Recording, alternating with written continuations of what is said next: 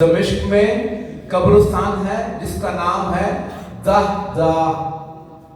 اس قبرستان میں ولی، تابعی، محدث، قاری، عالم، ایسے طالب علم، ایسی ہستیاں ہیں۔ تو ایک گورکن نے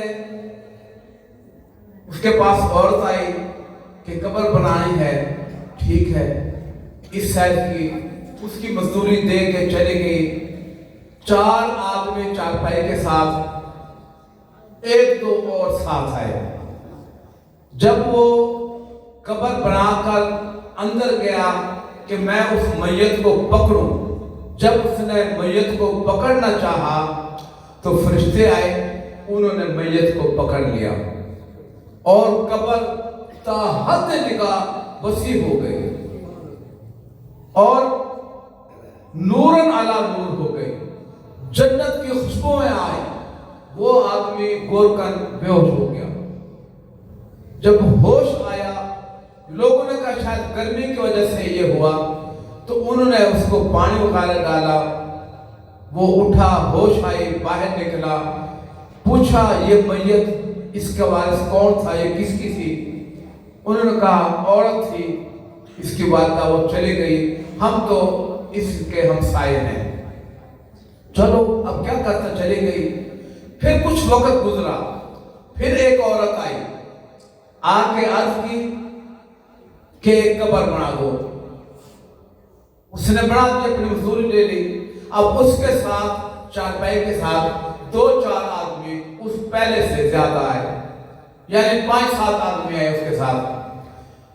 اس کو بھی جب اس نے اندر میت کو پکڑنا چاہا تو فرشتوں نے آ کر میت کو لیا، قبر تا حد نگاہ وسیع ہو گئی اور نور علی نور ہو گئی، جنت کی خوشبوئیں آنے لگی۔ سبحان اللہ، اب بے ہوش نہیں ہوا۔ اب حقیقت میں فرشتوں نے اس کو رکھا، باہر والے دیکھ رہے ہیں یہ رکھ رہا ہے، پہلے بھی ایسے ہوا۔ جب وہ باہر نکلا، اس نے کہا یہ اس کی وارث کون ہے؟ انہوں نے کہا وہ عورت کھڑی ہے۔ وہ اس کے پاس گیا، بھائی صاحبہ، بی بی، یہ آپ کا کیا لگتا تھا؟ اس نے کہا یہ میرا بیٹا تھا۔ کیا کرتا تھا؟ یہ ترکھانوں کا کام کرتا تھا، لکڑی کا، فرنیچر وغیرہ کا، جس طرح ہوتا ہے وہ کام کرتا تھا۔ اس نے کہا اور کیا کام کرتا تھا؟ اس نے کہا یہ بات نہ پوچھ، میرا غم ثابت ہو گیا، میرا غم ثابت ہی تھی۔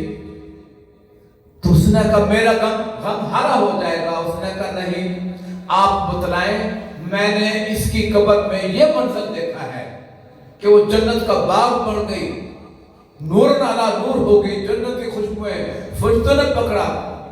اس نے کہا اچھا، اب وہ غم ہلکا ہو گیا۔ اس نے کہا یہ جو میرا پہلا بیٹا تھا وہ طالب علم تھا، یہ اس کی معاونت کرتا تھا، مزدوری کر کے اس کا خرچہ پورا کرتا تھا پڑھنے کا۔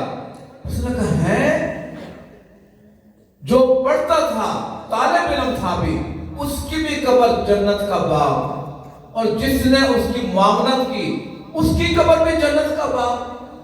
اس نے کہا بس اینڈ۔ اب وہ اپنے سادہ سامان قبر بنانے والا رکھ کر چلا گیا۔ دمشق میں جو جامع مسجد تھی بڑی، وہاں پر جو محدث اعظم تھے ان کے پاس گیا کہ میں نے بھی پڑھنا ہے۔ کہنے لگے سبحان اللہ، جی بسم اللہ، آؤ، لیکن پوچھ سکتے ہیں اس عمر میں آپ نے پڑھنا ہے؟ ہاں جی۔ وجہ یہ بنے تو پھر وہ پڑھے، کیونکہ دیکھ لیا منظر، اتنے شوق سے پڑھے، اتنی محبت سے پڑھے کہ وہ دمشق میں محدث اعظم ٹھہرے۔ ان کی 7 نسلیں محدث اعظم رہی دمشق میں۔ آج بھی ان کا دنیا میں نام ہے اور نیٹ کے اوپر بھی یہ ان کی بات آپ کو مل جائے گی۔ یہ کیا قرآن پڑھنے کی، قرآن سیکھنے کی یہ برکت ہے۔